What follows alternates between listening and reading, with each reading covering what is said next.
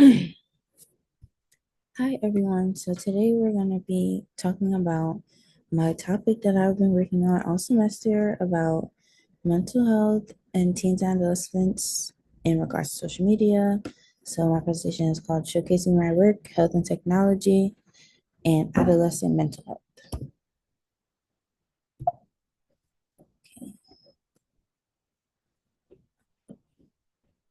Okay, about me. My name is Shayna Jameson. I'm a student in the Health and Technology Spring Semester course. This semester, I've researched how social media impacts mental health in teenagers and the technologies that can help improve this. My objectives for this presentation is to discuss the mental health challenges that teens face from like frequent social media use. So like all the time they're on it and how that kind of affects them. And then I've used, different resources and apps and medias to address the issue. And here's just a table of contents.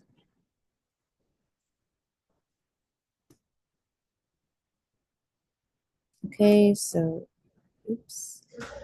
First, I want to understand the issue and the people that it affects. So I'm going to start off by introducing myself and the topic of social media and how mental health affects, how that affects their mental health. Okay, so the health topic that I chose was the impact of social media on adolescent mental health.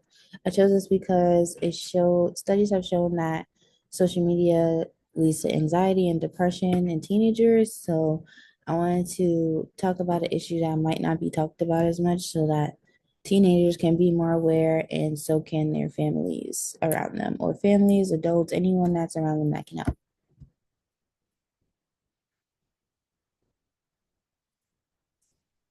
Unseen struggles in the digital mental health gap among teens.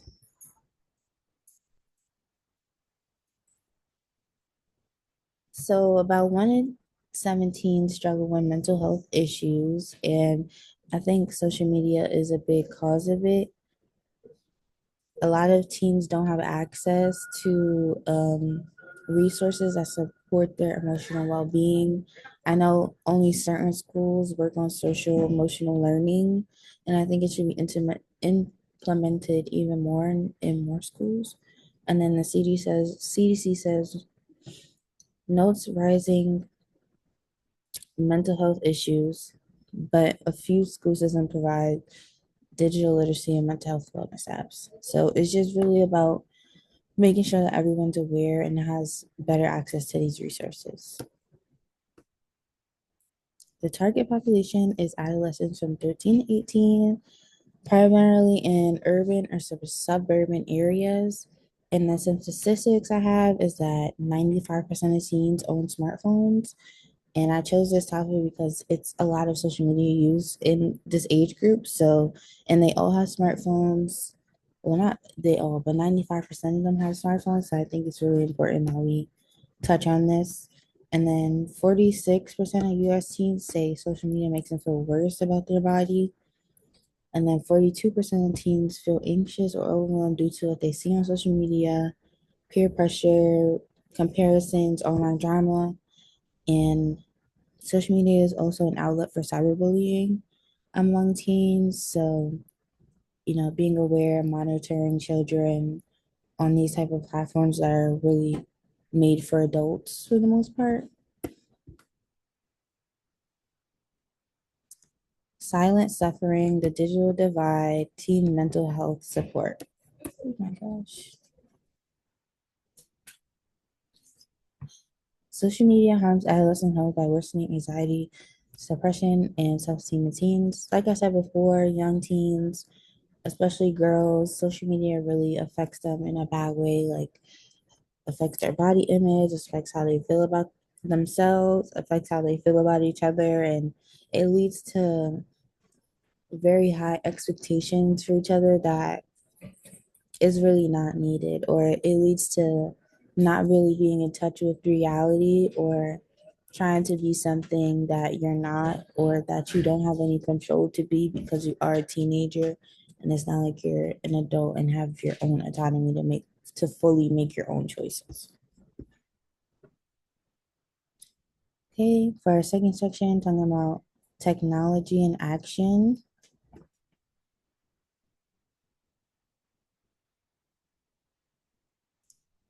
So I've reviewed some apps, like I stated before. Visa and Headspace are some apps that I reviewed.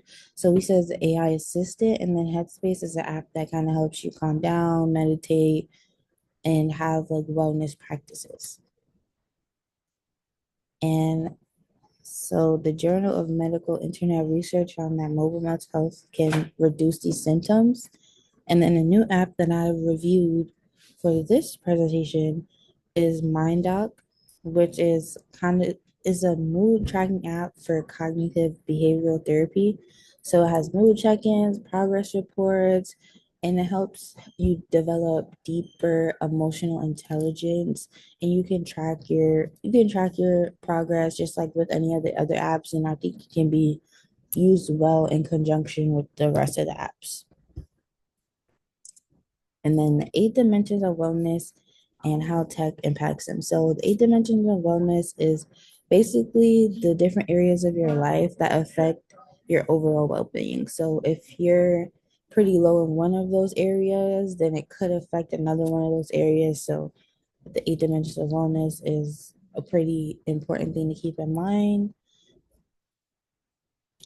So the technology of MindDoc, it is contribute to emotional wellness and intellectual wellness. So intellectual wellness about like how well you use your brain, your critical thinking skills, like thinking, looking within, and your emotional wellness is how you handle your emotions, you handle other people's emotions, and how like good of a friend you are, things like that. So some advantages and disadvantages of this app is that the advantages is that it's private and it's anonymous, so nobody can track you. You can feel comfortable to say what you have to say. And then it tracks patterns over time for self-awareness. So you can look at your progress over time as long as you keep consistent with the app. And then some disadvantages is that sometimes it requires a paid subscription for like more features. And then this app is not really tailored to teens specifically, but I think it's still a useful tool just to help with overall well-being. Access and adoption. Can they afford it and will they use it? So some financial factors of this app is that, like I said before, it is a free version, but some features cost more money. It is $30 a quarter. So every couple of months, maybe 3 to 4 months, is $30. If you decide to go that route, it's not covered by health insurance, and it may be difficult for low income teens to access it without school or nonprofit support. And then determining needs and willingness. So if we want people to use it or figure out how they can use it or how we could get them to use it, we should use school-based surveys, focus groups with student organizations, and then implement feedback so that we can change and adopt how we get teens to engage with these resources. And then over the course of the semester, I had to create a website and some videos about these apps that I researched. So over here, I have my YouTube video that I made about Headspace and how it can help teens. And then on this side, I have my Google site. This is just a screenshot of it, and then the link is down here as well. And it's just basically me giving pointers on how to help. And then I went into further detail down here of all the social media sites I've used. And then, so my Google site conveys the issue through images and videos and all other media forms, helps with digital safety tips, and it's tailored for teens with clear language and relatable content. And then all of the content for the semester is under Mindful Scroll, which is the name that I came up with for like a tentative nonprofit organization that can help with this issue.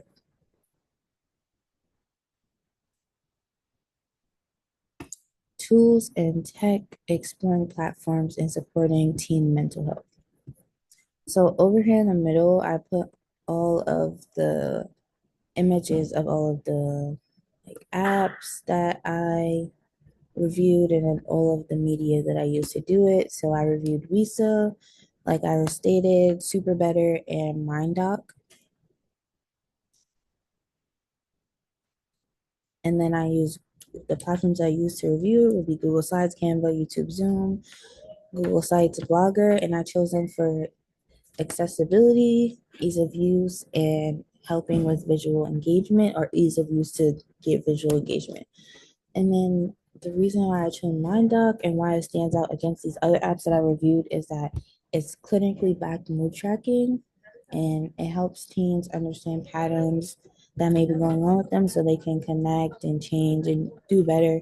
And then it complements other tools like Lisa and Super Better and Headspace that can help with like monitoring and tracking and things like that. Okay, section 3 is my reflection and what I will be doing moving forward, what I learned and how it shapes my future thinking.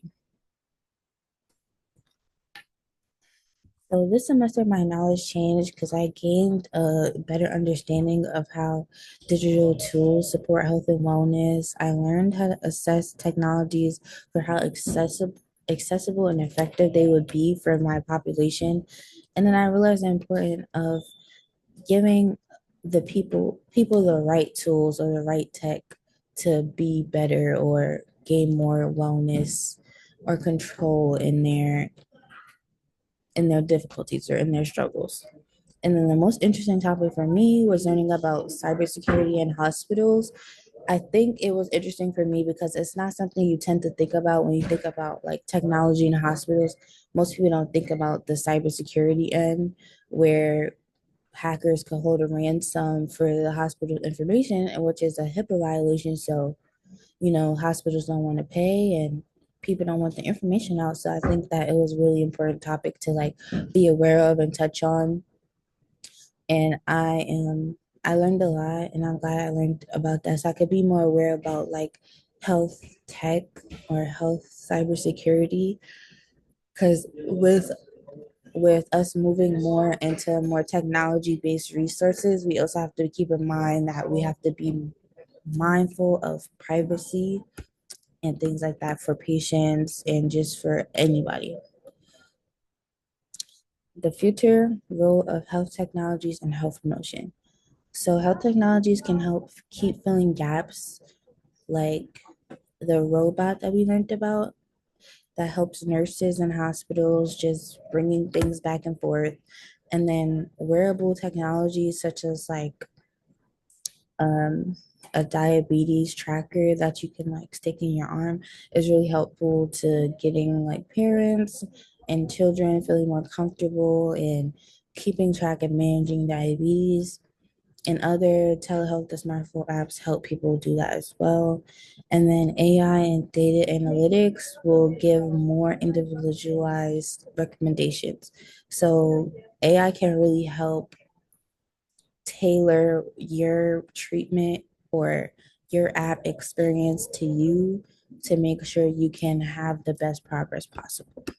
And it also takes away the fact that you don't want to talk to somebody else. So it takes away the fact of you feeling scared or nervous about somebody telling somebody else or you not wanting to really open up about it or even just like say it aloud. Sometimes texting things or typing things is easier. Okay, final remarks. Overall, this semester, I learned how health technologies are transforming mental health care, especially for adolescents. And then these tools help empower people and make a lasting improvement. So I'm really excited to learn about all the health technologies and do all this research about this topic because I think it's a really important issue that doesn't get talked about as much because it's kind of a newer issue and a lot of older generations who haven't experienced it or like seen it don't really realize how serious it is. So I'm glad that I got to research this and learn more about it. And then finally, I have a quote: technology won't replace care, but it can help bring it closer to everyone. So I think this is important to add that, we don't want to replace healthcare providers with technology completely because we still need people and we still need that face to face interaction, but it can be an asset to everyone. And then this is my references. Thank you so much.